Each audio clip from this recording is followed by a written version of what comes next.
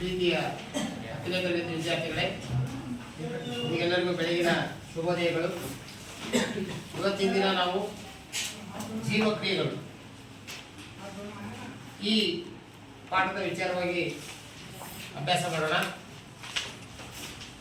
ಈಗಾಗಲೇ ಗೊತ್ತಿದೆ, ಈ ಭೂಮಿ ಮೇಲೆ 2 ಪ್ರಕಾರದ ವಸ್ತುಗಳಿವೆ. ಒಂದು ಜೀವ ಇರುವ ವಸ್ತುಗಳು, ಇನ್ನೊಂದು ಜೀವ ಇಲ್ಲದೆ ಇರುವ ವಸ್ತುಗಳು. ಜೀವ ಇರುವ ವಸ್ತುಗಳು ನಾವು ಅಷ್ಟೇ ಅಲ್ಲ, ಅನೇಕ ಪ್ರಾಣಿಗಳು, ಅನೇಕ ಸಸ್ಯಗಳು, ಸೂಕ್ಷ್ಮ ಜೀವಿಗಳು ಸಹ ಜೀವ ಇರುವ ವಸ್ತುಗಳು. ಇವುಗಳನ್ನು ಹೊರತುಪಡಿಸಿ ಉಳಿದೆಲ್ಲ ವಸ್ತುಗಳು ನಿರ್ಜೀವ ವಸ್ತುಗಳು. ಇವನ್ನ ಇಂಗ್ಲಿಷ್ನಾಗ ನಾನ್ ಲಿವಿಂಗ್ ಥಿಂಗ್ಸ್ ಅಂತ ಕರೀತಾರೆ. ಜೀವ ಇರುವಂಥ ವಸ್ತುಗಳನ್ನ ಲಿವಿಂಗ್ ಥಿಂಗ್ಸ್ ಅಂತ ಕರೀತಾರೆ. ಹಂಗಾರೆ ಈಗ ನಮ್ಮಲ್ಲಿ ಈ ಜೀವಕ್ಕೂ ಮತ್ತು ನಿರ್ಜೀವಕ್ಕೂ ಏನು ವ್ಯತ್ಯಾಸ ಅಂತ ಕೇಳಿದ್ರೆ, ಜೀವ ಇರುವ ವಸ್ತುಗಳು ಪ್ರಚೋದನೆಗೆ ಪ್ರತಿಕ್ರಿಯೆಯನ್ನ ವ್ಯಕ್ತಪಡಿಸುತ್ತವೆ. ಮೊದಲ ಪ್ರಚೋದನೆಗೆ ಪ್ರತಿಕ್ರಿಯೆಯನ್ನ ವ್ಯಕ್ತಪಡಿಸುತ್ತವೆ. ಆದರೆ ನಿರ್ಜೀವಿಗಳು ಕಲ್ಲು, ಕಟ್ಟಿಗೆ ಎಲ್ಲದವರೆಗೂ ಇವು ಪ್ರಚೋದನೆಗೆ ಪ್ರತಿಕ್ರಿಯೆಯನ್ನು ವ್ಯಕ್ತಪಡಿಸ್ತವ ಇಲ್ಲ. ಹಾಗಾದ್ರೆ ನಿರ್ಜೀವಿಗಳಿಗೆ ಜೀವ ಇಲ್ಲ, ಅದು ನಮಗೆ ಜೀವ ಇದೆ. ನಮ್ಮ ದೇಹದಲ್ಲಿ ಪೋಷಣೆ ನಡೆಯುತ್ತೆ, ಪ್ರತಿಯೊಂದು ಪ್ರಾಣಿಗಳಲ್ಲಿ ಪೋಷಣೆ ನಡೆಯುತ್ತೆ. ಆದರೆ ನಿರ್ಜೀವಿಗಳಲ್ಲಿ ಪೋಷಣೆ ನಡೀತಾ? ಪೋಷಣೆ ನಡೆಯಲ್ಲ. ಹಾಗೆ ನಮಗೂ ಸಾಕಷ್ಟು ವ್ಯತ್ಯಾಸ ಇದೆ. ನಾವು ನಮ್ಮ ದೇಹದಲ್ಲಿ ಸಂತಾನೋತ್ಪತ್ತಿ ಕ್ರಿಯೆಗಳು ನಡೀತವೆ, ಅವುಗಳಲ್ಲಿ ನಡೆಯುವುದಿಲ್ಲ ನಿರ್ಜೀವಿಗಳಲ್ಲಿ. ಒಂದು ಅವು ಬೆಳವಣಿಗೆ ಹೊಂದುವುದಿಲ್ಲ.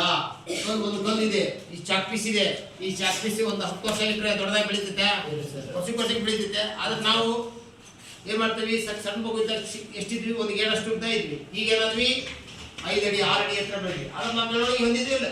ಒಂದು ಸಸಿ ದಿನಕ್ಕೆ ಬೆಳೆಯೋದನ್ನು ನೀವು ನೋಡಿದ್ದೀರಿ, ಹೌದಲ್ಲ? ಬೆಳೀತಿದ್ರ? ಹಾಗಾದ್ರೆ ಸಸ್ಯಗಳು, ಪ್ರಾಣಿಗಳು ಬೆಳೆಯುತ್ತವೆ, ಆದ್ರೆ ಜೀವಿಗಳು ಬೆಳೆಯುವುದಿಲ್ಲ, ಹೌದಲ್ಲ? ಹಾಗಾದ್ರೆ ಈ ರೀತಿ ನಮ್ಮ ಭೂಮಿ ಮೇಲೆ 2 ಥರದ ವಸ್ತುಗಳಲ್ಲಿ ಹೀಗೆ ಜೀವ ಇರುವಂಥ ವಸ್ತುಗಳ ಬಗ್ಗೆ ನಾವು ಇವತ್ತಿನ ದಿನ ಅಭ್ಯಾಸ ಮಾಡೋಣ. ಈಗ ಪಾಠ ಯಾವುದು? ಜೀವಕ್ರಿಯೆಗಳು. ಯಾವುದು? ಜೀವಕ್ರಿಯೆ. ಜೀವಕ್ರಿಯೆಗಳಂತೇನು?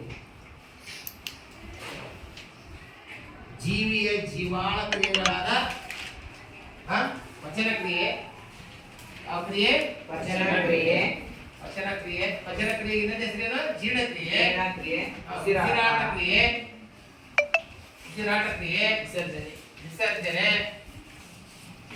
ವಿಸರ್ಜನೆ. ನಂತರ ರಕ್ತ ಪರಿಚಲನೆ. ನಂತರ ನರವ್ಯೂಹ. ಅದು ನರವ್ಯೂಹ. ಇದು ಒಂದು ಜೈವಿಕ ಕ್ರಿಯೆ.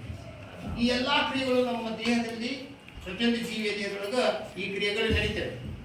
ಈ ಕ್ರಿಯೆಗಳಲ್ಲಿ ಯಾವ್ದಾದ್ರು ಒಂದು ಕ್ರಿಯೆ ನಿಲ್ತಪ್ಪ ಅಂದ್ರೆ ಆ ಜೀವಿ ಜೈವಿಕ ಚಟುವಟಿಕೆ ನಿಂತು ಬಿಡುತ್ತೆ, ಆ ಜೀವಿ ಏನಾಗುತ್ತೆ? ಸತ್ತು ಹೋಗುತ್ತೆ. ಹಂಗಾರೆ ಈ ಎಲ್ಲಾ ಜೈವಿಕ ಕ್ರಿಯೆಗಳು ಜೀವಕ್ರಿಯೆಗಳು. ಒಂದು ಜೀವಿಯ ಜೀವಾಳ ಕ್ರಿಯೆಗಳು. ಹೌದಾ? ಇಂತಹ ಜೈವಿಕ ಕ್ರಿಯೆಗಳನ್ನ ಏನಂತ ಕರೀತಾರೆ? ಜೀವಕ್ರಿಯೆಗಳು. ಹಂಗಾರೆ ಈ ಜೀವಕ್ರಿಯೆಗಳು ನಡಿಬೇಕಾದ್ರೆ ಏನು ಅವಶ್ಯಕತೆ ಇದೆ? ಶಕ್ತಿಯ ಅವಶ್ಯಕತೆ ಇದೆ. ಯಾವಾಗ? ಶಕ್ತಿಯ ಅವಶ್ಯಕತೆ ಇದೆ. ಹಾಗಾದ್ರೆ ಈ ಶಕ್ತಿ ಎಲ್ಲಿಂದ ಸಿಗುತ್ತೆ? ಆಹಾರದ ಮೂಲಕ ಬರುತ್ತೆ, ಹೌದಲ್ಲ? ಆಹಾರದಿಂದ ನಾವು ಶಕ್ತಿಯನ್ನು ಪಡೆದುಕೊಳ್ಬೇಕಾಗತ್ತೆ. ಇಂಥ ಆಹಾರ ಎಲ್ಲಿಂದ ಉತ್ಪತ್ತಿ ಆಗುತ್ತೆ ಅಂತ ಕೇಳಿದ್ರೆ ಸೂರ್ಯನಿಂದ, ಹೌದಾ? ಹಸಿರು ಸಸ್ಯಗಳು ಸೂರ್ಯನ ಬೆಳಕಿನಲ್ಲಿ ಏನ್ ಮಾಡ್ತವೆ? ಪತ್ರ ಹರಿತಿರುತ್ತೆ, ಎಲೆಗಳಲ್ಲಿ ಪತ್ರ ಹರಿತಿರುತ್ತೆ, ಹೌದಲ್ಲ? ನಂತರ ಭೂಮಿಯಲ್ಲಿರುವ ಖನಿಜ ಲವಣಗಳನ್ನ ಹೀರಿಕೊಂಡು ಏನ್ ಮಾಡ್ತವೆ? ಆಹಾರವನ್ನು ತಯಾರಿಸಿಕೊಳ್ತವೆ. ಹಂಗಾರ ಅಲ್ಲಿ ಸೂರ್ಯನ ಬೆಳಕಿನ ಶಕ್ತಿ ಏನಾಗಿ ಪರಿವರ್ತನೆ ಆಗುತ್ತೆ? ರಾಸಾಯನಿಕ ಶಕ್ತಿಯಾಗಿ ಪರಿವರ್ತನೆ ಆಗುತ್ತೆ, ಹೌದಲ್ಲ? ಹಾಗಾಗಿ ಹೀಗೆ ಆಹಾರ ತಯಾರಾಗುತ್ತೆ. ಆಹಾರದೊಳಗೆ ಏನಡಿಗಿದೆ? ಶಕ್ತಿ ಅಡಿಗಿದೆ. ಹಾಗಾದ್ರೆ ಈಗ ಪ್ರತಿಯೊಂದು ಜೈವಿಕ ಕ್ರಿಯೆಗಳು ನಡಿಬೇಕಾದ್ರೆ ಏನ್ ಬೇಕು? ಶಕ್ತಿ ಬೇಕು. ಶಕ್ತಿ ಇದರಿಂದ ದೊರೆಯುತ್ತೆ ಆಹಾರ. ಹಾಗಾದ್ರೆ ಈ ಭೂಮಿಗೆ ಒಂದೇ ರೀತಿಯ ಜೀವಿಗಳಿಲ್ಲ. ಹೌದಾ? ಕೆಲವು ಜೀವಿಗಳು ಏಕಕೋಶಿ ಜೀವಿಗಳಿವೆ, ಬಹುಕೋಶಿ ಜೀವಿಗಳಿವೆ. ಹೌದಾ? ಏಕಕೋಶಿ ಜೀವಿಗಳಲ್ಲಿ ಆಹಾರ ಏನಾಗ್ತವೆ, ಅವು ಪರಿಸರದಿಂದ ನೇರವಾಗಿ ಪಡಿತೇವೆ. ಉದಾಹರಣೆ ಅಮೀಬಾ, ಯುಗ್ಲಿನ, ಬ್ಯಾಕ್ಟೀರಿಯಾ ಹೌದಾ ಜೀವಿಗಳದಾವಲ್ಲ. ಹಾಗಾದ್ರೆ ಅವು ವಿಸರಣ ಕ್ರಿಯೆಯ ಮೂಲಕ ಆಹಾರವನ್ನು ಪಡಿತೇವೆ. ಹೌದಾ? ಹಾಗಾದ್ರೆ ಈಗ ಅವು ಪಡಿತಕ್ಕಂಥ ಆಹಾರ ಸಂಕೀರ್ಣ ಆಹಾರ.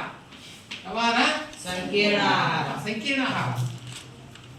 ಉದಾಹರಣೆ ಬ್ಯಾಕ್ಟೀರಿಯಾಗಳು, ಅಮೀಬಾ, ಯುಗ್ಲಿನ, ಪ್ಯಾರೆಕ್ಸ್ ಇಂತಹ ವಸ್ತು ಜೀವಿಗಳನ್ನ ಮಾಡ್ತಾವು. ಅವು ಸಹ ಆಹಾರವನ್ನ ಪರಿಸರದಿಂದ ನೇರವಾಗಿ ಪಡೆಯುತ್ತವೆ. ಅವು ಪಡೆಯುವಂತ ಆಹಾರ ಯಾವ ರೂಪದಲ್ಲಿರುತ್ತೆ? ಸಂಕೀರ್ಣ ರೂಪದಲ್ಲಿರುತ್ತೆ. ಸಂಕೀರ್ಣ ರೂಪದಲ್ಲಿ. ಅಂದ್ರೆ ಈ ಸಂಕೀರ್ಣ ರೂಪದಲ್ಲಿರ್ತಕ್ಕಂಥ ಆಹಾರವನ್ನ ಆ ಜೀವಿಗಳಲ್ಲಿರ್ತಕ್ಕಂಥ ಕಿಣ್ವಗಳು ಅಂದ್ರೆ ವೇಗವರ್ಧಕಗಳು. ಕಿಣ್ವಗಳು ಏನ್ ಮಾಡ್ತವೆ? ಸರಳ ರೂಪದ ವಸ್ತುಗಳಾಗಿ ವಿಭಜಿಸಲ್ಪಡ್ತವೆ. ಏನಾಗ್ತವೆ? ಸಂಕೀರ್ಣ ಏನಾಗ್ತದೆ? ಸರಳ ವಸ್ತುಗಳಾಗಿ ವಿಭಜಿಸಲ್ಪಡ್ತವೆ.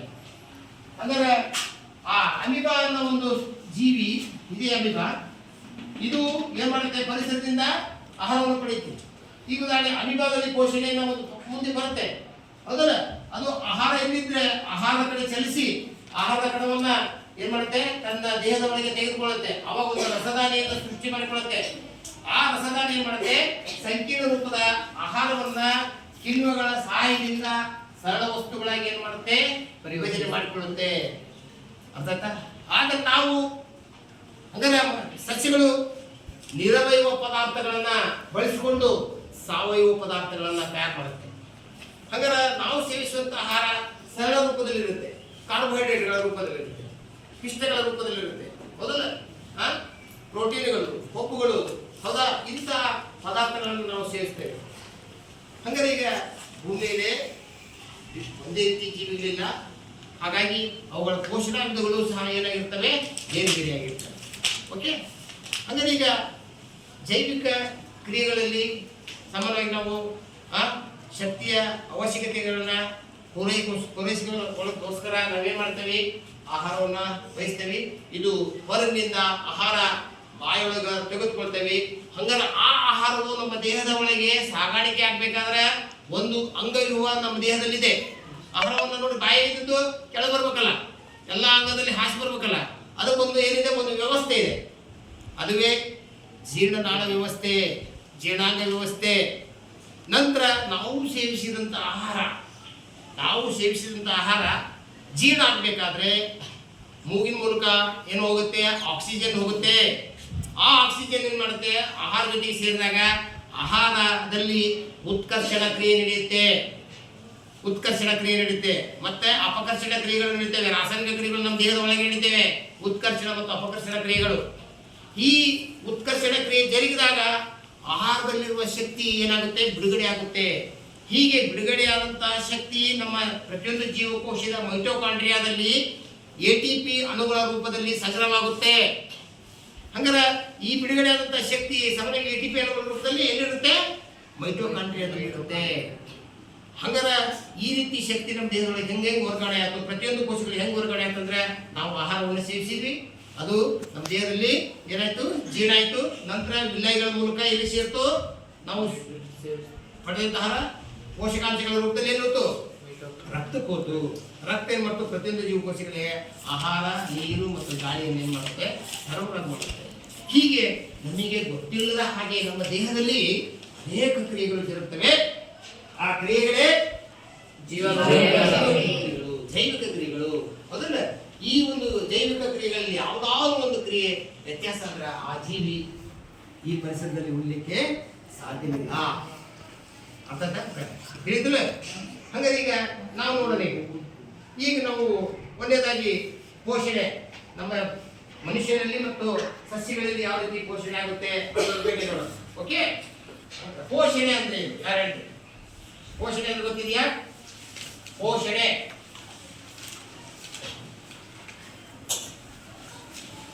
ಪೋಷಣೆ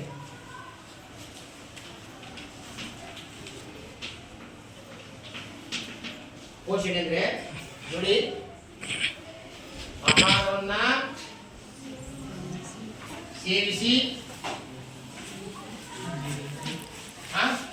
ನಂತರ ಅದನ್ನು ಜೀರ್ಣಿಸಿ ಜೀರ್ಣಿಸಿ ದೇಹಗತ ಜೀರ್ಣಿಸಿ ಅದನ್ನು ಜೀರ್ಣಿಸಿ ದೇಹಗತವನ್ನಾಗಿ ಅಥವಾ ರಕ್ತಗತವನ್ನಾಗಿ ಮಾಡಿಕೊಳ್ಳುವ ಕ್ರಿಯೆ ಅಂತ ಕರೀತಾರೆ ಪೋಷಣೆ ಕ್ರಿಯೆ. ಹಾಗಾದ್ರೆ ಇಲ್ಲಿ ಪ್ರಾಣಿಗಳಲ್ಲಿ ಕಂಡುಬರುವ ಪೋಷಣಾ ವಿಧಾನವನ್ನ ಪ್ರಾಣಿ ಸಂಪೂರ್ಣ ಎನ್ನುತ್ತಾರೆ. ಪ್ರಾಣಿಗಳಲ್ಲಿ ಕಂಡುಬರುವ ಪೋಷಣಾ ವಿಧಾನವನ್ನು ಏನಂತ ಕರೀತಾರೆ? ಪ್ರಾಣಿ ಪೋಷಣೆ ಎನ್ನುತ್ತಾರೆ. ಸಸ್ಯಗಳಲ್ಲಿ ಕಂಡುಬರುವ ಪೋಷಣಾ ವಿಧಾನವನ್ನ ಸಸ್ಯ ಪೋಷಣೆ ಸಸ್ಯ ಸಂಪೂರ್ಣ. ಪ್ರಾಣಿ ಸಂಪೂರ್ಣ, ಸಸ್ಯ ಸಂಪೂರ್ಣ. ಸಸ್ಯಗಳಲ್ಲಿಯ ಪೋಷಣಾ ವಿಧಾನವನ್ನ ಸಸ್ಯ ಸಂಪೂರ್ಣ, ಪ್ರಾಣಿಗಳಲ್ಲಿಯ ಪೋಷಣಾ ವಿಧಾನವನ್ನ ಪ್ರಾಣಿ ಸಂಪೂರ್ಣ ಎನ್ನುತ್ತಾರೆ. ಒಂದೊಂದು ಮಾಸಿ ಕೇಳ್ತಾರೆ, ಸಸ್ಯ ಸಂಪೂರ್ಣ ಮತ್ತು ಪ್ರಾಣಿ ಸಂಪೂರ್ಣ ಅಂತ. ಸಸ್ಯ ಸಂಪೂರ್ಣ ಮತ್ತಿನಲ್ಲಿ ಅದು ಪ್ರಾಣಿ ಸಂಪೂರ್ಣ.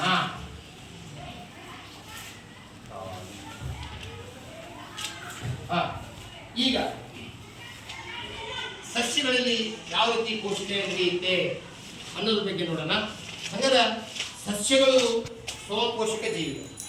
ಸಸ್ಯಗಳನ್ನು ನೋಡಿದ್ರಲ್ಲ, ಹಾಗಾದ್ರೆ ಸಸ್ಯಗಳು ಯಾವ ರೀತಿ ಆಹಾರವನ್ನ ತಯಾರು ಮಾಡ್ಕೊಳ್ತವೆ ಮತ್ತ ಅವುಗಳು ಯಾವ ರೀತಿ ಪೋಷಣೆ ಮಾಡ್ಕೊಳ್ತವೆ, ನಂತರ ಅವು ತಯಾರು ಮಾಡ್ತಕ್ಕಂಥ ಆಹಾರ ಯಾವ ರೂಪದಲ್ಲಿ ಇರುತ್ತೆ ಅನ್ನೋದ್ರ ಬಗ್ಗೆ ಇವತ್ತಿನ ದಿನ ಚರ್ಚೆ ಮಾಡೋಣ. ಹಂಗಾದ್ರೆ ಈಗ ಸಸ್ಯಗಳು, ಹಸಿರು ಸಸ್ಯಗಳು ದ್ಯುತಿ ಸಂಶ್ಲೇಷಣ ಕ್ರಿಯೆ ಮೂಲಕ ಆಹಾರವನ್ನ ತಯಾರಿಸ್ಕೊಳ್ತವೆ, ಹೌದಲ್ಲ? ಹಸಿರು ಸಸ್ಯಗಳು ದ್ಯುತಿ ಸಂಶ್ಲೇಷಣ ಕ್ರಿಯೆ ಮೂಲಕ ಆಹಾರವನ್ನ ತಯಾರಿಸ್ಕೊಳ್ತವೆ. ಸಸ್ಯದ ಅಡಿಗೆ ಮನೆ ಯಾವುದಪ್ಪ? ಎಲೆ. Very good. ಸಸ್ಯದ ಅಡಿಗೆ ಮನೆ ಯಾವುದು? ಎಲೆ. ಅಂದ್ರೆ ಎಲೆಯಲ್ಲಿ ಆಹಾರ ತಯಾರಾಗುತ್ತೆ. ಅಡಿಗೆ ಮನೆ ನೋಡಿದ್ರೆ ಒಳಗೆ ಏನಾರ ಇದೆಯಾ? ಸಸ್ಯದ ಎಲೆಯೊಳಗೆ ನೋಡಿದ್ರಿ, ಸಸ್ಯ ಒಂದು ಎಲೆ ಹಾಕಬೇಕು, ದೊಡ್ಡದು ಬೆಳಗ್ಗೆ ಮತ್ತೆ ಒಂದು ಯಾವ್ದು ಒಂದು ಅಗಲ ನೀರಿನ ಮೇಲೆ ಇದಕ್ಕಮ್ಮ ಒಂದು ಎಲೆ. ಈಗ ಸಸ್ಯದ ಅಡಿಗೆ ಮನೆ, ಈಗ ನಮ್ಮ ಮನುಷ್ಯರ ಅಡಿಗೆ ಮನೆ ಹೆಂಗಿರ್ತಾವೆ? ಹೌದಾ? ನೀಟಾಗಿ ಕಟ್ಟೆ ಗಿಟ್ಟೆ ಇಟ್ಕೊಂಡು, ಪಾತ್ರೆ ಗಿತ್ರೆ ಇಟ್ಕೊಂಡು, ಎಲ್ಲ ಗ್ಯಾಸ್ ಇಟ್ಕೊಂಡು ಎಲ್ಲ, ಹೌದಲ್ಲ? ಎಲ್ಲ ರೀತಿಯ ಪದಾರ್ಥಗಳನ್ನ ಇಟ್ಕೊಂಡು ಮನೆಯಾಗ ಅಡಿಗೆ ಮಾಡ್ಕೊಂತೇವೆ. ಪಾಪ ಅವು ಹೆಂಗಿದ್ರೆ ಮಾಡ್ಕೊಂತಾವ? ಇಲ್ಲ ಸರ್, ಸೂರ್ಯನ ಬೆಳಕಿನಲ್ಲಿ ಹಗಲಿನಲ್ಲಿ ಮಾತ್ರ ಆಹಾರ ತಯಾರು ಮಾಡ್ತವೆ. ಮುಂಜಾನೆಯಿಂದ ಸಾಯಂಕಾಲದವರೆಗೂ ಆಹಾರವನ್ನ ತಯಾರು ಮಾಡ್ಕೊಳ್ತವೆ, ಹೌದಾ? ಅವು ಎಂತ ಪದಾರ್ಥವನ್ನು ತಯಾರು ಮಾಡ್ಕೊಂತಾವ ಅಂದ್ರೆ ನಿರವಯವ ಪದಾರ್ಥಗಳನ್ನ ಬಳಸಿ ಸಾವಯವ ಪದಾರ್ಥಗಳನ್ನ ಸಂಶ್ಲೇಷಣೆ ಮಾಡುತ್ತೆ. ಪಾಪ ಪರವಾಗಿ ಬೆಳೆದ ಇದು ಸಸ್ಯದ ಮೇಲ್ಭಾಗ, ಇದು ಸಸ್ಯದ ಇದು ಸದಾಕಾಲ ನೋಡ್ರಿ ಸೂರ್ಯನ ಬೆಳಕಿಗೆ ಇರ್ತದೆ, ಹೌದಲ್ಲ? ಎಣ್ಣೆಯ ಕಣಗಳು ಇಲ್ಲಿ ಮೇಲೆ ಇರ್ತವೆ, ಹಾಗಾಗಿ ಇದು ಹೊಳಪಿದೆ. ಇದು ಎಣ್ಣೆಯ ಕಣಗಳು ಕೆಳಗಿರಲ್ಲ, ಹಾಗಾಗಿ ಇಲ್ಲಿ ಏನಾಗಿರುತ್ತೆ? ಪೆಲವಾಗಿರುತ್ತೆ. ಅರ್ಥಾತ? ಈಗ ಸಸ್ಯದ ಈಗ ಎಲೆ ಬಗ್ಗೆ ಗೊತ್ತಿದೆಯಲ್ಲ, ಇದಕ್ಕೇನಂತಾರ? ತೊಟ್ಟು, ಹೌದಾ? ಇದಕ್ಕೇನಂತ ಕರೀತಾರೆ ಅಂದ್ರೆ ಮಿಟ್ರಿಪ್ ಅಂತ, ಇದಕ್ಕೆ ಎಡ್ಸ್ ಅಂತ ಕರೀತಾರೆ. ಇದು ಇವೆಲ್ಲ ಇವು ವೇನುಗಳು. ಇವು ಮುಂದೆ ಸಣ್ಣ ಸಣ್ಣದಲ್ಲ, ವೇಗೆಟ್ ಅಂತ ಕರೀತಾರೆ, ಹೌದಾ? ಇದು ಜಾಲಬಂಧ ನಾಳ ವಿನ್ಯಾಸವನ್ನು ಹೊಂದಿದೆ. ಎಂತ ಬಂಧ ನಾಳ ವಿನ್ಯಾಸವನ್ನೇ ಹಂಗಾರೆ ಈ ಎಲೆ ಹಸಿರಾಗಿದೆಯಲ್ಲಪ್ಪ, ಎಲೆ ಹಸಿರಾಗಿದ್ದಿಲ್ಲ ಕೌಲೂರ, ಇದ್ರಾಗ ಏನಿದೆ? ಹಸಿರು ಬಣ್ಣ ಹಚ್ಚಾರ ಇದಕ್ಕೆ ಏನಿದೆ? ಎಲೆಗಳಲ್ಲಿ ಏನಿದೆ? ಪತ್ರ ಹರಿತಿದೆ ಅಷ್ಟೇ, ಹೌದಲ್ಲ? ಅದಕ್ಕೆ ಹಸಿರಾಗಿದೆ, ಹೌದಲ್ಲ? ಈ ಪತ್ರ ಹರಿತು ಇಲ್ಲಿದೆ. ಕ್ಲೋರೋಪ್ಲಾಸ್ಟ್ ಅಂತ ಕೇಳಿದ್ರಿ? ಕ್ಲೋರೋಪ್ಲಾಸ್ಟ್, ಇನ್ನು ಇಂಗ್ಲಿಷ್ಗೆ ಕ್ಲೋರೋಪ್ಲಾಸ್ಟ್ ಅಂತ ಕರೀತಾರೆ, ಹೌದಾ? ಇವು ಕ್ಲೋರೋಪ್ಲಾಸ್ಟ್ಗಳು ಎಲೆಗಳಲ್ಲಿ ಇರ್ತವೆ, ಹೌದಾ? ಹಂಗಾರೆ ಈಗ ಈ ಪತ್ರ ಹರಿತು ಅನ್ನೋದು ಒಂದು ವಸ್ತು ಸಸ್ಯದಲ್ಲಿ ಮಾತ್ರ ಇದೆ. ನಂತರ ಇಲ್ಲಿ ಒಂದು ಸಸ್ಯ ಕೇಳಿ,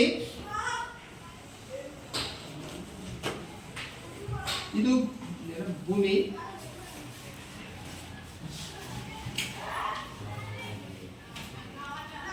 ಇದೇನಿವು? ಇದೇನಿದು? ಕಾಂಡ. ಇದೇನಿದು? ಇದು ರೆಂಬೆ, ಕೊಂಬೆ, ಹೌದಲ್ಲ? ಈಗ ರೆಂಬೆ ಕೊಂಬೆಗಳ ನಂತರ ಇಲ್ಲೇ ಒಂದು ಎಲೆ ಇದೆ ಅಂತ, ಹೌದಾ? ಎಲೆ, ಓಕೆ. ಇದೊಂದು ಕನೆಕ್ಟ್ ಇರ್ಬೇಕಲ್ವಾ? ಈಗ ಇಲ್ಲೇನಿದೆ? ಏನಿದೆ?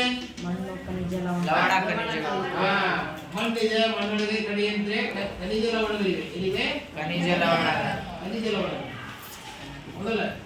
ನಾವು ತಿನ್ನಕ್ ಕೊಡ್ತಾ ಇದ್ದ ಕುಡಿಯಕ್ ಕೊಡ್ತಾ, ಹೌದಲ್ಲ? ನಾವು ಕುಡಿತಕ್ಕಂಥ ನೀರುಗಳಿಗೆ ಏನಿದಾವೆ? ಲವಣಗಳಿವೆ, ಖನಿಜ ಲವಣಗಳಿವೆ. ಹೌದಲ್ಲ? ಆದ್ರೆ ಈ ಮಣ್ಣಿನಲ್ಲಿರ್ತಕ್ಕಂಥ ಖನಿಜ ಲವಣಗಳನ್ನು ನೇರವಾಗಿ ಇದು ಮಾಡ್ಬೋದಲ್ಲ.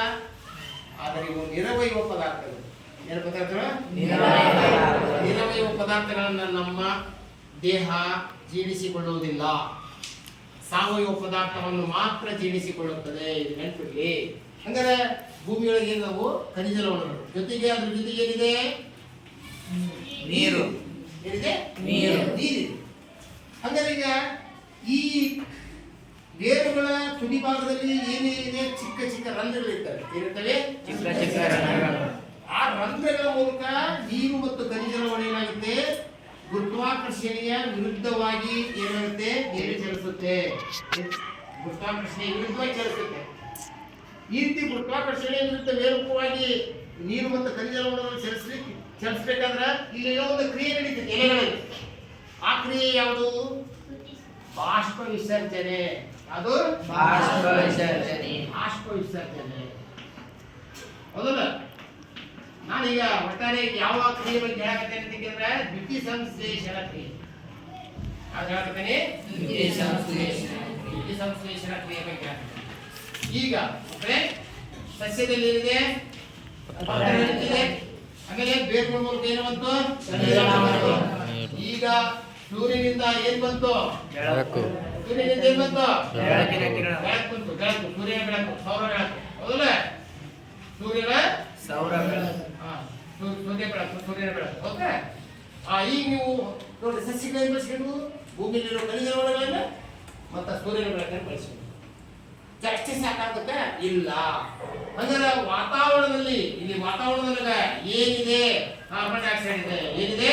Carbon dioxide. ಕಾರ್ಬನ್ ಡೈಆಕ್ಸೈಡ್ ಇದೆ. ಈ ಕಾರ್ಬನ್ ಡೈಆಕ್ಸೈಡ್ ಅನ್ನ ಸಸ್ಯ ಏನ್ ಮಾಡುತ್ತೆ? ಪಡೆದುಕೊಳ್ಳುತ್ತೆ, ತೆಗೆದುಕೊಳ್ಳುತ್ತೆ. ಹಂಗಾರೆ ಈ ಒಂದು ಇಷ್ಟೆಲ್ಲ ವಸ್ತುಗಳನ್ನ ಬಳಸಿಕೊಂಡು ಏನ್ ಮಾಡುತ್ತೆ?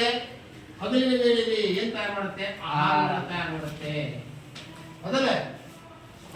ಜೊತೆಗೆ ನೀರು ಬಿಡುಗಡೆ ಆಗುತ್ತೆ. ನೀರು ನೀರಾವಿ ರೂಪದಲ್ಲಿ ಹೊರ ಹೋಗುತ್ತೆ. ಹೌದಲ್ಲ? ಮತ್ತೆ ಬಿಡುಗಡೆ ಆಗುತ್ತೆ? ಶಕ್ತಿ ಬಿಡುಗಡೆ. ಹಂಗಾರೆ ಈ ರೀತಿ ಕ್ರಿಯೆಗೆ ಏನಂತ ಕರೀತಾರೆ ಅಂದ್ರೆ ದ್ಯುತಿ ಸಂಶ್ಲೇಷಣ ಕ್ರಿಯೆ. ದ್ಯುತಿ ಸಂಶ್ಲೇಷಣ ಕ್ರಿಯೆ ಅಂದ್ರೆ ಈಗ ಏನಂದ್ರೆ ಕೇಳಿ, ಇಲ್ಲಿ ಪತ್ರರಂಧ್ರಗಳಿರ್ತವೆ. ಆ ಪತ್ರರಂಧ್ರಗಳು ತೆಗೆದು ಮುಚ್ಚೋದು ಮಾಡೋದ್ರಿಂದ ಅಲ್ಲಿ ಇಂಗಾಲ ಡೈಆಕ್ಸೈಡ್ ಏನಾಗುತ್ತೆ? ಒಳಗೋಗಿ ಮತ್ತೆ ದ್ಯುತಿ ಸಂಶ್ಲೇಷಣ ಕ್ರಿಯೆ ಜರುಗಿದಾಗ ಆಮ್ಲಜನಕ ಏನಾಗುತ್ತೆ? ಹೊರಗೆ ಬರುತ್ತೆ. ಹೌದಾ? ಹಂಗಾರೆ ಈ ಕ್ರಿಯೆ ಜರುಗೋದ್ರಿಂದಲೇ ಸಸ್ಯಗಳು ತಮ್ಮ ಆಹಾರವನ್ನ ತಯಾರಿಸ್ಕೊಳ್ಳಿಕ್ಕೆ ಸಾಧ್ಯ ಇದೆ. ಹಂಗಾರೆ ಈಗ ಮಕ್ಕಳ ಕೇಳಿ, ಈಗ ದ್ಯುತಿ ಅಂದ್ರಪ್ಪ, ದ್ಯುತಿ ಅಂದ್ರೇನು? ಬೆಳಕು. ದ್ಯುತಿ ಅಂದ್ರೇನು? ಬೆಳಕು. ಸಂಶ್ಲೇಷಣೆ ಅಂದ್ರೇನು? ತಯಾರು. ಸಂಶ್ಲೇಷಣೆ ಅಂದ್ರೇನು? ತಯಾರು. ಬೆಳಕಿನಲ್ಲಿ ಏನು ತಯಾರಾಗೋದು? ಆಹಾರ. ಬೆಳಕಿನಲ್ಲಿ ಏನು ತಯಾರಾಗೋದು? ಆಹಾರ ತಯಾರಾಗೋದು. ಹಂಗ ನೆನ್ಪಿಡ್ಕೋ, ಬೆಳಕಿನಲ್ಲಿ ಆಹಾರ ತಯಾರಿಸ್ಕೊಳ್ತಕ್ಕಂಥ ಜೀವಿಗಳು ಯಾವುವು? ಸಸ್ಯಗಳು. ಹೌದಲ್ಲ? ಅಂದ್ರೆ ಯಾವ್ದಾರ ಜೀವಿ ತನ್ನ ಆಹಾರವನ್ನು ತಾನು ತಯಾರಿಸಿಕೊಳ್ಳುತ್ತದೆಯೇ? ಮರ. ಇಲ್ಲ. ಯುಗ್ಲಿನ ಅನ್ನೋ ಒಂದು ಏಕಕೋಶಿ ಜೀವಿ, ಅದರಲ್ಲಿ ಪತ್ರ ಹರಿತಿರುತ್ತೆ. ಹಾಗಾಗಿ ಅದು ತನ್ನ ಆಹಾರವನ್ನು ತಾನೇ ತಯಾರಿಸಿಕೊಳ್ಳುತ್ತೆ, ಯುಗ್ಲಿನ. ಆದ್ರೆ ಉಳಿದೆಲ್ಲ ಜೀವಿಗಳು ತಮ್ಮ ಆಹಾರವನ್ನು ತಾವು ತಯಾರಿಸಿಕೊಳ್ಳುವುದಿಲ್ಲ. ಹೌದಾ? ಯಾಕಂದ್ರೆ ನಾವು ಪತ್ರ ಹರಿತನ್ನ ಹೊಂದಿಲ್ಲ. ಹೌದಲ್ಲ? ಹಾಗಾಗಿ ನಮಗೆ ಕಾರ್ಬನ್ ಡೈಆಕ್ಸೈಡ್ ಅವಶ್ಯಕತೆ ಇದೆಯಾ? ಇಲ್ಲ. ನಾವು ಕಾರ್ಬನ್ ಡೈಆಕ್ಸೈಡ್ ಅನ್ನು ಉತ್ಪತ್ತಿ ಮಾಡ್ತೇವೆ. ಹಾಗಾಗಿ ನಮ್ಮ ದೇಹದಲ್ಲಿ ಕಾರ್ಬನ್ ಡೈಆಕ್ಸೈಡ್ ಜೀರ್ಣ ಆಗಕ್ಕೆ ಸಾಧ್ಯ ಇಲ್ಲ. ಹೌದಲ್ಲ? ಅಂದ್ರೆ ಪರಿಸರದಲ್ಲಿರುವ ಕಾರ್ಬನ್ ಡೈಆಕ್ಸೈಡ್ ನಿಂದಾಗಿ ಆಹಾರ ತಯಾರಾಗುತ್ತೆ. ಇದು ನೆನಪಿರಲಿ. ಹಾಗಾದ್ರೆ ಪರಿಸರದಲ್ಲಿ ಅನೇಕ ವಸ್ತುಗಳು ಎದರಿಂದ ಕೂಡಿವೆ? ಕಾರ್ಬನ್ ಇಂದ ಕೂಡಿವೆ. ಹೌದಲ್ಲ? ಕಾರ್ಬನ್ ಇಂದ ಕೂಡಿವೆ. ಈ ಕಾರ್ಬನ್ ನಮ್ಮ ಶರೀರದೊಳಗೆ ಏನಾಗಿ ಜೀರ್ಣಾಗಿ ಆಗಿ ಮತ್ತೆ ಕಾರ್ಬನ್ ಡೈಆಕ್ಸೈಡ್ ಬಿಡುಗಡೆ ಆಗುತ್ತೆ. ನಾವು ಈ ಕಾರ್ಬನ್ ಡೈಆಕ್ಸೈಡ್ ಸಸ್ಯ ದೇಹದಲ್ಲಿ ಏನಾಗಿ ಗ್ಲೂಕೋಸ್ ತಯಾರಾಗುತ್ತೆ. ಏನು ತಯಾರಾಗುತ್ತೆ? ಗ್ಲೂಕೋಸ್. ಹಾಗಾದ್ರೆ ಈಗ ದ್ಯುತಿ ಅಂದ್ರೆ ಗೊತ್ತಾಯ್ತು. ದ್ಯುತಿ ಅಂದ್ರೆ ಬೆಳಕು. ಸಂಶ್ಲೇಷಣೆ ಅಂದ್ರೆ ತಯಾರಾಗುತ್ತೆ. ಸಿಂಪಲ್ ಆಗಿ ದ್ಯುತಿ ಸಂಶ್ಲೇಷಣ ಕ್ರಿಯೆ ಅಂದ್ರೆ ಏನು ಅಂತ ಪ್ರಶ್ನೆ ಕೇಳಿದಾಗ ಏನ್ರಿ? ನಿರವಯವ ವಸ್ತುಗಳು ಸಾವಯವ ವಸ್ತುಗಳಾಗಿ ಸಂಶ್ಲೇಷಣೆಯಾಗುವುದಕ್ಕೆ ದ್ಯುತಿ ಸಂಶ್ಲೇಷಣೆ ಎನ್ನುತ್ತಾರೆ. ಹೇಳಿ ನೋಡೋಣ.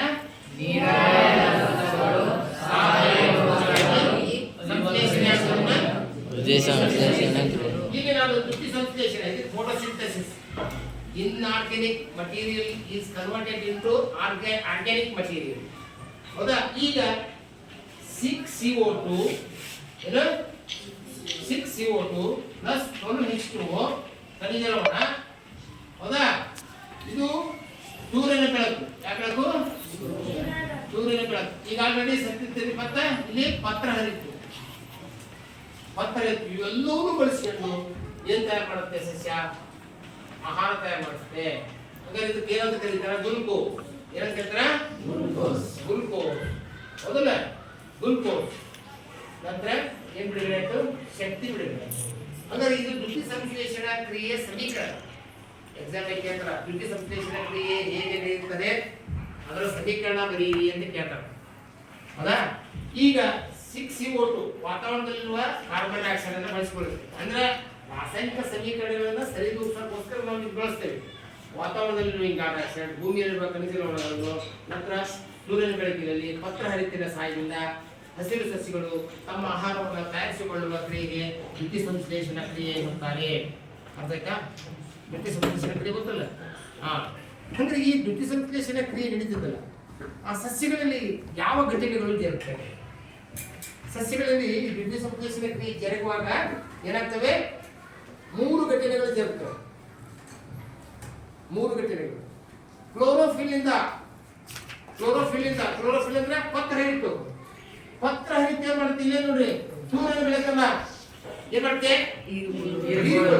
ಏನ್ ಮಾಡುತ್ತೆ? ಪತ್ರ ಹರಿತು ಏನ್ ಮಾಡುತ್ತೆ? ಪತ್ರ ಹರಿತು ಸೌರ ಬೆಳಕನ್ನ, ಸೂರ್ಯನ ಬೆಳಕನ್ನ ಏನ್ ಮಾಡೋದು? ಬೆಳಕಿನ ಶಕ್ತಿಯನ್ನು ಹೀರೋದು. ಸೂರ್ಯ ಬೆಳಕನ್ನ ಅಥವಾ ಬೆಳಕಿನ ಶಕ್ತಿಯನ್ನ ಏನ್ ಮಾಡುತ್ತೆ? ಹೀರಿಕೊಳ್ಳುತ್ತದೆ. ಹೌದಲ್ಲ?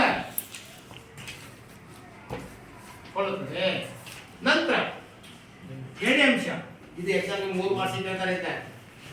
ದ್ಯುತಿ ಸಂಶ್ಲೇಷಣಾ ಕ್ರಿಯೆ ಜರುಗಿದಾಗ ಜರುಗುವ ಘಟನೆಗಳು ಯಾವುವು ಅಂತ ಕೇಳ್ತಾರ. ಒಂದೇದು ಪತ್ರ ಹರಿತು ಬೆಳಕಿನ ಶಕ್ತಿಯನ್ನ ಹೀರಿಕೊಳ್ಳುತ್ತದೆ. ಪತ್ರ ಹರಿತು ಏನ್ ಮಾಡ್ತಾರೆ? ಇದು ಪತ್ರ ಹರಿತಿದಿಲ್ಲ, ಇದೆ ಸೂರ್ಯನ ಬೆಳಕನ್ನ ಏನ್ ಮಾಡುತ್ತೆ? ಹೀರಿಕೊಳ್ಳುತ್ತೆ. ಒಂದನೇ ಅಂಶ. ಎರಡನೇ ಅಂಶ, ಈ ಬೆಳಕಿನ ಶಕ್ತಿ ಏನಾಗಿ ಪರಿವರ್ತನೆ ಆಗುತ್ತೆ? ಬೆಳಕಿನ ಶಕ್ತಿ ಏನಾಗಿ ಪರಿವರ್ತನೆ ಆಗುತ್ತೆ? ರಾಸಾಯನಿಕ ಶಕ್ತಿಯಾಗಿ ಪರಿವರ್ತನೆ ಆಗುತ್ತೆ. ಪರಿವರ್ತನೆ ಆಗುತ್ತೆ.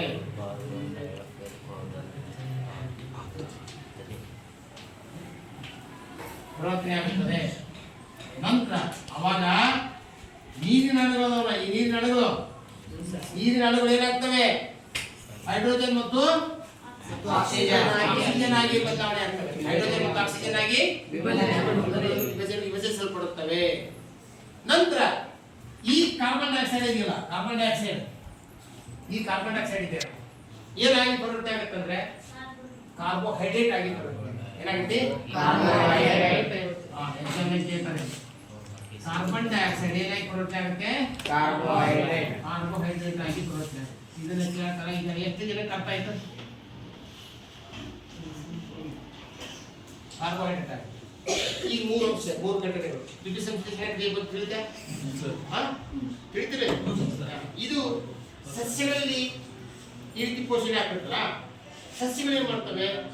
ದ್ಯುತಿ ಸಂಶ್ಲೇಷಣಾ ಕ್ರಿಯೆ ಮಾಡಿಕೊಂಡು ತಮಗೆ ಎಷ್ಟು ಬೇಕೋ ಅಷ್ಟು ಆಹಾರವನ್ನ ಪಡ್ಕೊಂಡು ನಂತರ ಏನ್ ಮಾಡ್ತವೆ? ಹೆಚ್ಚಾದ ಆಹಾರವನ್ನ ಹೂವು, ಹಣ್ಣು, ಕಾಯಿಗಳ ರೂಪದಲ್ಲಿ ಸಂಗ್ರಹ ಮಾಡಿಕೊಳ್ತವೆ.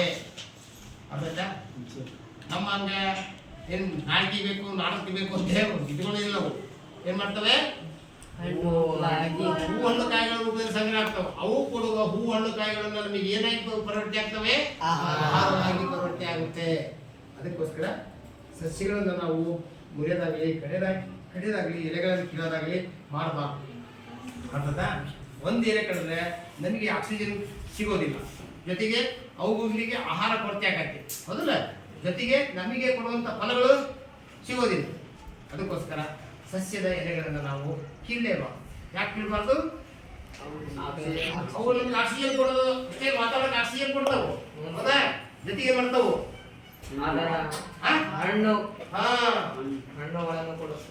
ಹಣ್ಣು, ಬೀಜಗಳನ್ನು ಕೊಡ್ತವೆ. ಹೌದಲ್ಲ? ಇವತ್ತು ಒಂದು ಗಿಡದಲ್ಲಿ ಒಂದು ಒಳ್ಳೆ ಮೆಣಸಿನ ಗಿಡ, ಟೊಮೆಟೊ ಗಿಡ ಇದೆ, ಒಟ್ಟು ಎಲೆಗಳನ್ನು ತೆಗೆದ್ಬಿಡಿ, ತೆಗೆದ್ಬಿಟ್ರೆ ನೋಡಲ್ಲ ಹಣ್ಣುಗಳನ್ನು ಕೊಡ್ತಾವ ನೋಡೋಣ. ಹಾ, ಯಾಕಂದ್ರೆ ಸಸ್ಯಗಳಿಗೆ ಹಣ್ಣುಗಳು ಬೇಕು, ಬೀಜಗಳು ಬೇಕು ಅಂದಿದ್ರೆ ಅದರ ಎಲೆಗಳಿರಬೇಕು. ಯಾಕಂದ್ರೆ ಎಲೆಗಳು ಏನ್ ಮಾಡ್ತವೆ, ಆಹಾರ ತರಿಸ್ಕೊಂಡು ತನಗೆ ಎಷ್ಟು ಬೇಕಷ್ಟು ಇಟ್ಕೊಂಡು ಹೆಚ್ಚಾದ ಅವರು ಏನ್ ಮಾಡ್ತವೆ, ಹಣ್ಣು ಕಾಯಿ ಬೀಜಗಳ ರೂಪದಲ್ಲಿ ಸಂಗ್ರಹ ಮಾಡ್ತವೆ. ಅವುಗಳು ಸಂಗ್ರಹ ಮಾಡಿದಂತ ಪದಾರ್ಥವನ್ನು ನಾವೇನ್ ಮಾಡ್ತೀವಿ, ಆಹಾರವಾಗಿ ಸೇವಿಸ್ತೇವೆ. ಅರ್ಥಾಯ್ತಾ? ಹಂಗಾರೆ ಈಗ ಸಸ್ಯಗಳು ಸ್ವಪೋಷಕ ಜೀವಿಗಳು, ಪರಿಸರಕ್ಕೆ ಮತ್ತು ನಮಗೆ ಅತಿ ಅಗತ್ಯವಾಗಿವೆ. ಹಾಗಾಗಿ ಮರಗಳನ್ನ ಗಿಡಗಳನ್ನ ನಾವು ಬೆಳಿಬಾರದು. ಅರ್ಥಾಯ್ತು ಮಕ್ಕಳೇ? ಸರಿ, ಓಕೆ. ಹಂಗಾರೆ ಈಗ ಸಸ್ಯದ ಎಲೆಗಳಲ್ಲಿ ಇಲ್ಲಿ ಆಹಾರ ಆಹಾರ ತಯಾರಾಗಕ್ಕ ಒಂದು ರಚನೆ ಇದೆ, ಅದು ಈ ಭಾಗದಲ್ಲಿ ಇರುತ್ತೆ. ಹಂಗಾರೆ ಎಲೆಯ ಅಡ್ಡ ಸಿಡಿಕೆ ನೋಟ ಅಂತ ಕೇಳಿದ್ರೆ ಇದು ನೋಡಿಪ್ಪ, ಒಂದು ಸಣ್ಣ ಎಲೆ ತಗೊಂಡು ಇದನ್ನು ಕ್ಲೀನಾಗಿ ಈ ರೀತಿ ಇಟ್ಟು ಕಟ್ ಮಾಡಿದಾಗ ಒಳಗಡೆ ಏನು ಕಾಣ್ತವೆ ಅನ್ನೋದನ್ನ ನೋಡೋಣ. ಎಲೆಯ ಅಡ್ಡ ಸಿಡಿಕೆಯ ನೋಟದ ಚಿತ್ರ ಇದು ಎಕ್ಸಾಮ್ ಕೇಳುವ 2 ಮಾರ್ಕ್ಸಿಗೆ. ಎಲೆಯ ಅಡ್ಡ ಸಿಡಿಕೆಯ ನೋಟದ ಚಿತ್ರ ಬರ್ಕಂಡ್ರಿ? ಸರಿ.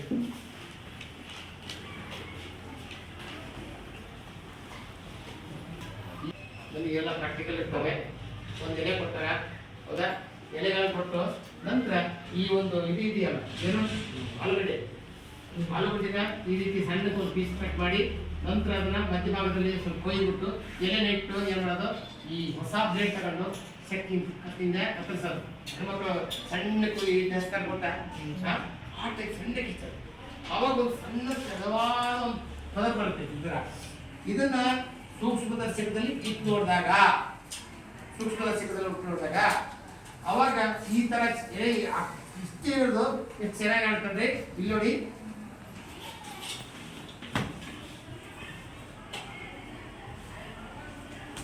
ಇದಕ್ಕ ಮೇಲಿನ ಎಪಿಡರ್ಮಿಸ್ ಅಂಗಾಂಶ ಅಂತ ಕರೀತಾರೆ. ಏನ್ ಕರೀತಾರ? ಮೇಲಿನ ಎಪಿಡರ್ಮಿಸ್ ಅಂಗಾಂಶ ಅಂತ ಕರೀತಾರೆ. ಮ್ಯಾಗ ಈ ಎಪಿಡರ್ಮಿಸ್ ಅಂಗಾಂಶಕ್ಕೆ ಇನ್ನೊಂದು ಪದರ ಇದೆ, ಪದರ. ಆ ಪದರಕ್ಕೆ ಏನಂತ ಕರೀತಾರೆ ಅಂತ ಕೇಳಿದ್ರೆ ಕ್ಯೂಟಿಕಲ್ ಅಂತ ಕರೀತಾರೆ. ಏನ್ ಕರೀತಾರೆ? ಕ್ಯೂಟಿಕಲ್. ಇಲ್ಲಿ ಒಂದು ಮೇಲದಂತ ಪದಾರ್ಥ ಏನಾಗುತ್ತೆ, ಇರುತ್ತೆ. ಹಾಗಾಗಿ ಈ ಮೇಲದಂತ ಪದಾರ್ಥ ಸೆಲ್ಯುಲೋಸ್ ಆಗಿರ್ಬೋದು, ಲಿಗ್ನಿನ್ ಆಗಿರ್ಬೋದು, ಪೆಕ್ಟಿನ್ ಆಗಿರ್ಬೋದು, ಅಥವಾ ಕ್ಯೂಟಿನ್ ಅಂತ ಒಂದು ಪದಾರ್ಥ ಇರುತ್ತೆ. ಏನಿರುತ್ತೆ? ಕ್ಯೂಟಿನ್. ಅದು ಮೇಲದಂತ ಅಂಟು ಪದಾರ್ಥ. ಅದೇ ಮಾಡುತ್ತೆ, ಸಸ್ಯದೇಹವನ್ನ ಸೂರ್ಯನ ಬೆಳಕಿನಿಂದ ಮತ್ತೆ ಮಳೆಯಿಂದ ಮತ್ತಿತರೆ ಅಂಶಗಳಿಂದ ಏನ್ ಮಾಡುತ್ತೆ, ಎಲೆಯನ್ನ ರಕ್ಷಣೆ ಮಾಡುತ್ತೆ. ಏನ್ ಮಾಡುತ್ತೆ? ತದನಂತರದಲ್ಲಿ ಇಲ್ಲಿ ನೋಡಿ, ಈ ತರ ಉದ್ದಕ್ಕೂ ಕೋಶಗಳಿರ್ತವೆ. ಈ ತರ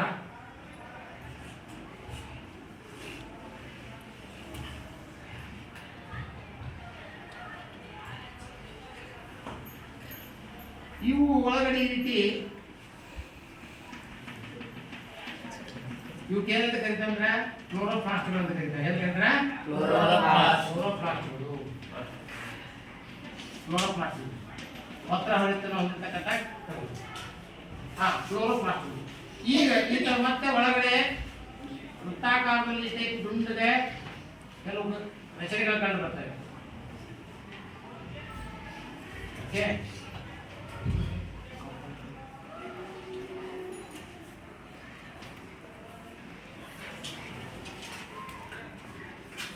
ಇವಕ್ಕೆ ಪೆರೆನ್ಕೈಮಾ ಸೆಲ್ಸ್ ಅಂತ ಕರೀತಾರೆ. ಏನ್ ಕರೀತಾರೆ?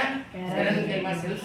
ಒಳಗೆ ಗಾಳಿ ತುಂಬಿರುವ ಅವಕಾಶಗಳಿವೆ. ಏನಿರ್ತವೆ? ಇದ್ರ ಕೆಳಗೆ ಇಲ್ಲಿ ಈ ತರ ಮತ್ತೆ ಈ ತರ ಕೋಶಗಳಿರ್ತವೆ.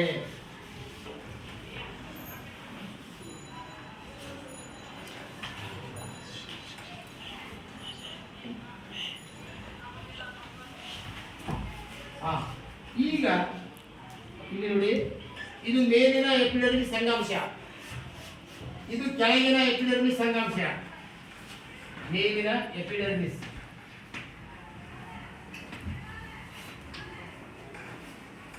ಇದಕ್ಕೆ ಹೊರಧರ್ಮಾಂಗಾಂಶ. ಮೇಲಿನ ಹೊರಧರ್ಮಾಂಗಾಂಶ, ಇದು ಒಳಧರ್ಮಾಂಗಾಂಶ ಅಂತ ಕರೀತಾರೆ. ಹೌದಾ? ಕೆಳಗಿನ ಎಪಿಡರ್ಮಿಸ್ ಅಂಗಾಂಶ, ಕೆಳಗಿನ ಎಪಿಡರ್ಮಿಸ್ ಅಂಗಾಂಶ. ಇವು ಕ್ಲೋರೋಪ್ಲಾಸ್ಟ್ಗಳು, ಇವು ಪ್ಯಾರೆನ್ಕೈಮಟಸ್ ಕೋಶಗಳು. ಹೌದಾ? ಇಷ್ಟೇ ಇರೋದು ಒಳಗೆ, ಸಸ್ಯದ ಒಳಗೆ. ಹೌದಾ? ಇಲ್ಲಿ ಕೇಳಿ ಮಕ್ಕಳೇ, ಇಲ್ಲಿ ನಾವು ನೋಡಿ ಸಸ್ಯದ ಮೇಲ್ಭಾಗ ಮೇಲಿನ ಎಪಿಡರ್ಮಿಸ್ ಅಂಗಾಂಶ, ಇದು ಕೆಳಗಡೆ ಇರ್ತಲ್ಲ ಕೆಳಗಿನ ಎಪಿಡರ್ಮಿಸ್ ಅಂಗಾಂಶ. ಅಂದ್ರೆ ಎಪಿಡರ್ಮಿಸ್ ಅಂಗಾಂಶ ಕನ್ನಡದಲ್ಲಿ ಹೊರಧರ್ಮ ಅಂಗಾಂಶ ಅಂತ ಕರೀತಾರೆ. ಹಾಗಾಗಿ ಈ ಕೆಳಗಿನ ಹೊರಧರ್ಮ ಅಂಗಾಂಶದಲ್ಲಿ ಈ ತರ ಪತ್ರರಂಧ್ರಗಳು ಇರ್ತವೆ, ಪತ್ರರಂಧ್ರಗಳು. ಓಕೆ, ಈ ಪತ್ರರಂಧ್ರಗಳು ಏನ್ ಮಾಡ್ತವೆ? ಕಾವಲು ಜೀವಕೋಶಗಳನ್ನು ಹೊಂದಿರ್ತವೆ. ಏನನ್ನು ಹೊಂದಿರ್ತವು? ಕಾವಲು ಜೀವಕೋಶ.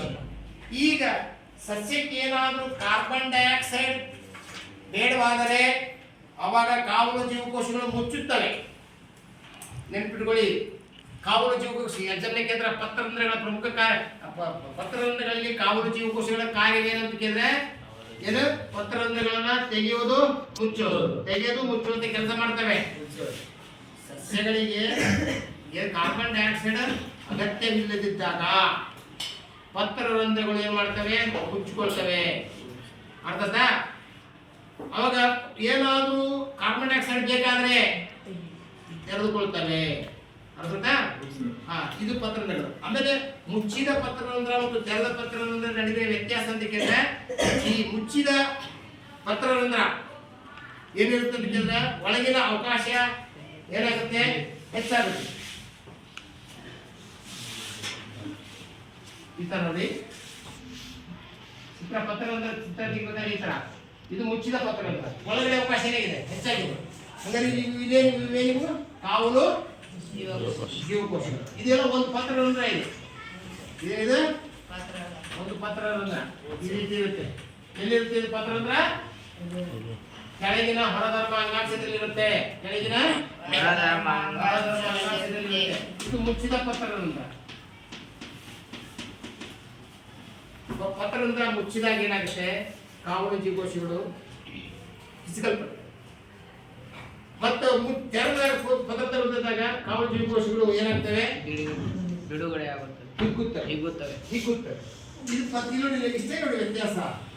ಇಲ್ಲಿ ನೋಡಿ, ಈಗ ಮುಚ್ಚಿದ್ದಕ್ಕೂ ತೆರೆದಕ್ಕೆ ಎಷ್ಟು ವ್ಯತ್ಯಾಸ ಇದೆ. ಇಲ್ಲಿ ನೋಡಿ, ಈ ಪತ್ರರಂಧ್ರಕ್ಕೂ ಈ ಪತ್ರರಂಧ್ರಕ್ಕೂ ವ್ಯತ್ಯಾಸ ಇದೆಯಾ? ಇದು ತೆರೆದ ಪತ್ರರಂಧ್ರ. ಓಕೆ,